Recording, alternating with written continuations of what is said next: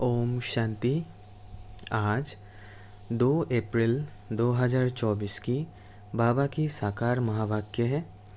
प्यारे बाबा बोले, मीठे बच्चे और संग तोड़ एक संग जोड़ो। भाई भाई की दृष्टि से देखो तो देह नहीं देखेंगे। दृष्टि बिगड़ेगी नहीं, वाणी में ताकत रहेगी। प्रश्न: बाप बच्चों का कर्जदार है या बच्चे बाप का? उत्तर: तुम बच्चे तो अधिकारी हो, बाप तुम्हारा कर्जदार है। तुम बच्चे दान देते हो तो तुम्हें 1 का 100 गुना बाप को देना पड़ता है। ईश्वर अर्थ तो तुम जो देते हो दूसरे जन्म में उसका रिटर्न मिलता है। तुम चावल मुट्ठी देकर विश्व का मालिक बनते हो। तुम्हें कितना फ्राक दिल होना चाहिए। मैंने बाबा को दिया, ये ख्याल भी कभी नहीं आना चाहिए। ओम शांति। म्यूज़ियम प्रदर्शनी में समझाना है कि यह है पुरुषोत्तम संगम युग। समझदार तो सिर्फ तुम ही हो, तो सबको कितना समझाना पड़ता है कि यह पुरुषोत्तम संगम युग है। सबसे जास्ती सर्विस स्थान है म्यूज़ियम। वहाँ बहुत आते हैं। अच्छे सर्विसेबल बच्चे कम हैं। सर्विस स्टेशन सब सेंटर्स हैं। दिल्ली में लिखा है स्पिरिचुअल म्यूज़ियम। इसका भी ठीक अर्थ नहीं निकलता है। बहुत लोग प्रश्न पूछते हैं, तुम भारत की क्या सेवा कर रहे हो? भगवानुवाच है ना, यह है फॉरेस्ट। तुम इस समय संगम पर हो, ना हो फॉरेस्ट के, ना हो गार्डन के। अब गार्डन में जाने का पुरुषार्थ कर रहे हो। तुम इस रावण राज्य को राम राज्य बना रहे हो। तुमसे प्रश्न पूछते हैं, इतना खर्चा कहाँ से आया? इतना खर्चा कहाँ से आया? बोलो, हम बीके ही करते हैं। राम राज्य की स्थापना हो रही है। तुम थोड़ा रोज़ आकर समझो कि हम क्या कर रहे हैं, हमारी एम ऑब्जेक्ट क्या है। वो लोग सॉवरेंटी को मानते नहीं, इसलिए राजाओं की राजाई ख़त्म कर दी है। इस समय वो भी तमोप्रधान बन पड़े हैं, इसलिए अच्छे नहीं लगते। उन्हों का भी ड्रामा अनुसार दोष नहीं। जो कुछ ड्रामा में होता है वो हम पार्ट बजाते हैं। कलप कलप बाप द्वारा स्थापना का यह पार्ट चलता है। खर्चा भी तुम बच्चे ही करते हो अपने लिए। श्रीमत पर अपना खर्चा कर अपने लिए सतयुगी राजधानी बना रहे हो और किसको पता भी नहीं है तुम्हारा नाम मशहूर है, अननोन वॉरियर्स। वास्तव में उस सेना में अननोन वॉरियर्स कोई होते नहीं हैं। सिपाही लोगों का रजिस्टर रहता है। ऐसा हो ना सके किसका नाम नंबर रजिस्टर में ना हो। वास्तव में अननोन वॉरियर्स तुम हो। तुम्हारा कोई रजिस्टर में नाम नहीं। तुमको कोई हथियार पावर नहीं। इसमें जिस्मानी हिंसा तो है नहीं। योग बल से तुम विश्व पर जीत पाते हो। ईश्वर सर्वशक्तिमान है ना। याद से तुम शक्ति ले रहे हो। सतोप्रधान बनने के लिए तुम बाप से योग लगा रहे हो। तुम सतोप्रधान बने तो राज्य भी सतोप्रधान चाहिए, सो तुम श्रीमत पर स्थापन करते हो। इनकॉग्निटो उनको कहा जाता है जो है परंतु देखने में ना आए। तुम शिव बाबा को भी इन आँखों से देख नहीं सकते। तुम भी गुप्त तो शक्ति भी तुम गुप्त ले रहे हो। तुम समझते हो हम पतित से पावन बन रहे हैं और पावन में ही शक्ति होती है। तुम सतयुग में सब पावन होंगे। उनके ही 84 जन्मों की कहानी बाप बतलाते हैं। तुम बाप से शक्ति लो, पवित्र बन, फिर पवित्र दुनिया में राज्य भाग्य करेंगे। बाहुबल से कभी कोई विश्व पर जीत पा न सके। यह है योग बल की बात। वो लड़ते हैं, राज्य तुम्हारे हाथ में आना है। बाप सर्वशक्तिमान है तो उनसे शक्ति मिलनी चाहिए। तुम बाप को और रचना के आदि मध्य अंत को भी जानते हो। तुम जानते हो हम ही स्वदर्शन चक्रधारी है। यह सबको स्मृति नहीं रहती है। तुम बच्चों को स्मृति रहनी चाहिए, क्योंकि तुम बच्चों को ही यह नॉलेज मिलती है।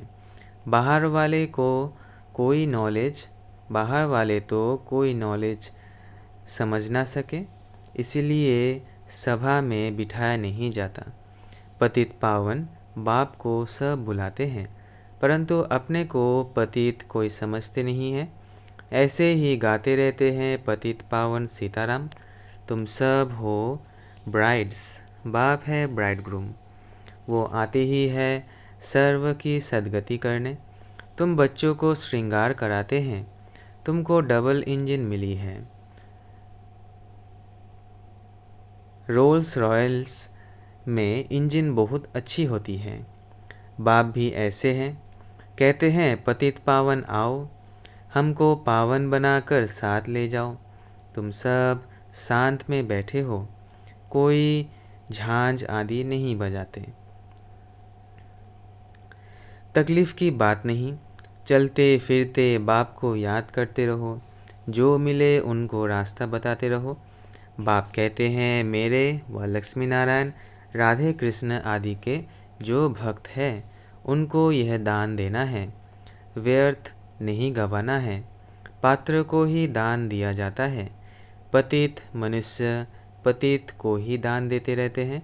बाप है सर्वशक्तिमान, उनसे तुम शक्ति लेकर उत्तम बनते हो। रावण जब आता है उस समय भी संगम हुआ ना, त्रेता और द्वापर का।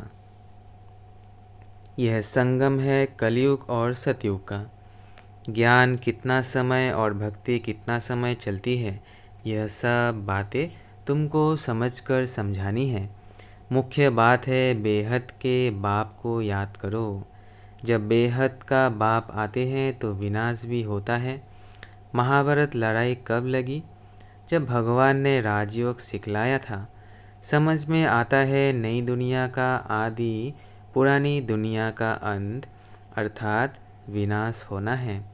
दुनिया घोर अंधियारे में पड़ी है, अब उनको जगाना है। आधा कल्प से सोए पड़े हैं।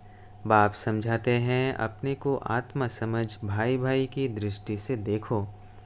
तो तुम जब किसको ज्ञान देंगे तो तुम्हारी वाणी में ताकत आएगी। आत्मा ही पावन और पतित बनती है। आत्मा पावन बने तब शरीर भी पावन मिले। अभी तो मिल ना सके। पावन सभी को बनना है, कोई योग बल से, कोई सजाव से। मेहनत है यात्रा की। बाबा प्रैक्टिस भी कराते रहते हैं। कहाँ भी जाओ तो बाबा की याद में जाओ। जैसे पादरी लोग शांति में क्राइस्ट की याद में जाते हैं तो क्राइस्ट को याद करते हैं। भारतवासी तो अनेकों को याद करते हैं। बाप कहते हैं एक के सिवाय और किसी को याद ना करो। बेहद के बाप से हम मुक्ति और जीवन मुक्ति के हकदार बनते हैं। सेकंड में जीवन मुक्ति मिलती है। सतयुग में सब जीवन मुक्ति में थे, कलयुग में सब जीवन बंद में है। यह किसको भी पता नहीं है। यह सब बातें बाप बच्चों को समझाते हैं। बच्चे फिर बाप का शो करते हैं, सब तरफ चक्कर लगाते हैं। तुम्हारा फ़र्ज़ है मनुष्य मात्र को यह पैगाम देना कि यह पुरुषोत्तम संगम युग है। बेहद का बाप बेहद का वर्षा देने आया है। बाप कहते हैं मामेकम याद करो तो विक्रम विनाश होंगे, पाप कट जाएंगे। यह है सच्ची गीता जो बाप सिखलाते हैं। मनुष्य मत से गिरे हो, भगवान की मत से तुम वर्षा ले रहे हो। मूल बात है उठते बैठते चलते फिरते बाबा को याद करो। बाबा को याद करते रहो और परिचय देते रहो। बैच तो तुम्हारे पास है, फ्री देने में हर्जा नहीं है, परंतु पात्र देखकर। बाप बच्चों को उल्हाना देते हैं कि तुम लौकिक बाप को याद करते हो और मुझ पारलौकिक बाप को भूल जाते हो। लज्जा नहीं आती? तुम ही पवित्र प्रवृत्ति मार्ग के गृहस्थ व्यवहार में थे, फिर अब बनना है। तुम हो भगवान के सौदागर। अपने अंदर देखो, बुद्धि कहाँ भटकती तो नहीं है। बाप को कितना समय याद किया। बाप कहते हैं और संग तोड़, एक संग जोड़ो। भूल नहीं करनी है, यह भी समझाया है। भाई भाई की दृष्टि से देखो तो देह नहीं देखेंगे, दृष्टि बिगड़ेगी नहीं। मंजिल है ना, यह ज्ञान अभी ही तुमको मिलता है। भाई भाई तो सब कहते हैं, मनुष्य कहते हैं ब्रदरहुड। यह तो ठीक है। परमपिता परमात्मा की हम संतान हैं, फिर यहाँ क्यों बैठे हो? बाप स्वर्ग की स्थापना करते हैं तो ऐसे ऐसे समझाते उन्नति को प्राप्त करते रहो। बाप को सर्विसेबल बच्चियाँ बहुत चाहिए। सेंटर्स खोलते जाते हैं। बच्चों को शौक़ है, समझते हैं बहुतों का कल्याण होगा, परंतु टीचर्स संभालने वाली भी अच्छी महारथी चाहिए। टीचर्स भी नंबरवार है। बाप कहते हैं जहाँ लक्ष्मी नारायण का मंदिर हो, शिव का मंदिर हो, गंगा का कंठा हो, जहाँ बहुत भीड़ होती हो, वहाँ सर्विस करनी चाहिए। समझाओ। भगवान कहते हैं काम महाशत्रु है। तुम श्रीमत प्रमाण सर्विस करते हो। यह तुम्हारा ईश्वरीय परिवार है। यहाँ 7 रोज़ भट्टी में आकर परिवार के साथ रहते हो। तुम बच्चों को बहुत खुशी होनी चाहिए। बेहद का बाप जिससे तुम पद्मा पदम भाग्यशाली बनते हो। दुनिया जानती नहीं कि भगवान भी पढ़ा सकते हैं। यहाँ तुम पढ़ते हो तो तुमको कितनी खुशी होनी चाहिए। हम ऊंच ते ऊंच जाने के लिए पढ़ रहे हैं। कितना फ्राक दिल होना चाहिए। बाप के ऊपर तुम कर्ज चढ़ाते हो। ईश्वर अर्थ जो देते हो, दूसरे जन्म में इनका रिटर्न लेते हो ना। बाबा को तुमने सब कुछ दिया तो बाबा को भी सब कुछ देना पड़ेगा। मैंने बाबा को दिया, ये कभी ख्याल नहीं आना चाहिए। बहुतों के अंदर चलता है हमने इतना दिया, हमारी खातिरी क्यों नहीं हुई। तुम चावल मुट्ठी देकर विश्व की बादशाही लेते हो। बाबा तो दाता है ना। राजाए रॉयल होते हैं। पहले पहले जब मुलाकात होती है तो हम नजराना देते हैं, वे कभी हाथ में नहीं लेंगे। सेक्रेटरी तरफ इशारा करेंगे तो शिव बाबा जो दाता है वो कैसे लेंगे। यह बेहद का बाप है ना। इनके आगे तुम नजराना रखते हो, परंतु बाबा तो रिटर्न में 100 गुना देंगे।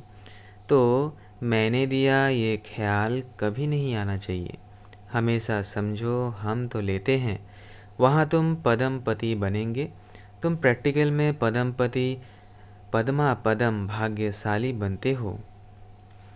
बहुत बच्चे फ्राक दिल भी हैं तो कोई मनहूस कंजूस भी है। समझते ही नहीं है कि पद्मा पदमपति हम बनते हैं, हम बहुत सुखी बनते हैं। जब परमात्मा बाप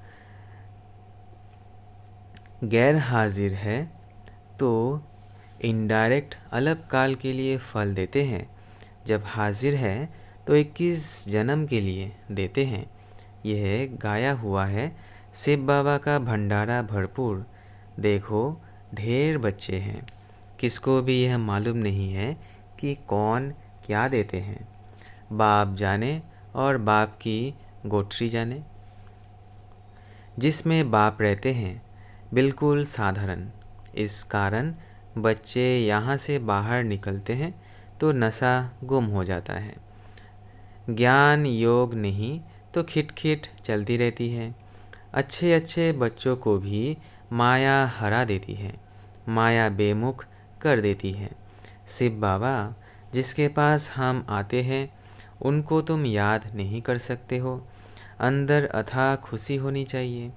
वह दिन आया आज जिसके लिए कहते थे आप आएंगे तो हम आपके बनेंगे। भगवान आकर एडप्ट करते हैं तो कितना खुश नसीब कहेंगे, कितना खुशी में रहना चाहिए, परंतु माया खुशी गवा देती है। अच्छा, मीठे मीठे सिकिलधे बच्चों प्रति माता पिता बाप दादा का याद प्यार और गुड मॉर्निंग। रूहानी बाप की रूहानी बच्चों को नमस्ते।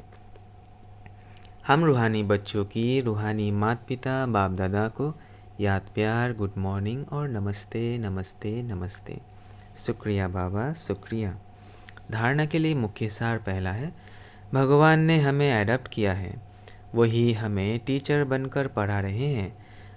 अपने पदमा पदम भाग्य का सिमरन कर खुशी में रहना है। दूसरा, हम आत्मा भाई भाई है, ये दृष्टि पक्की करनी है, देह को नहीं देखना है।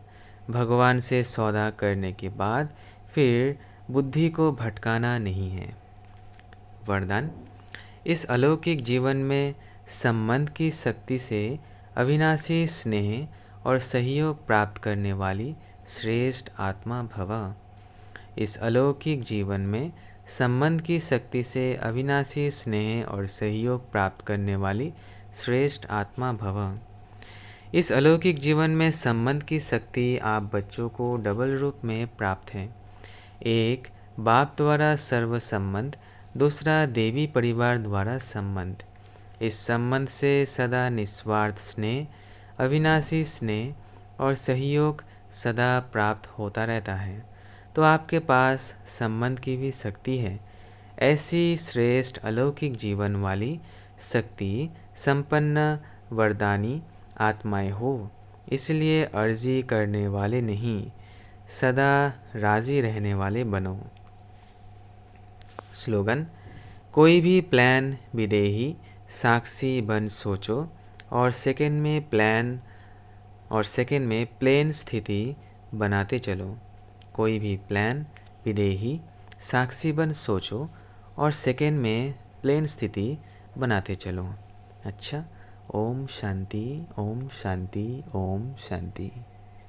शुक्रिया बाबा, शुक्रिया।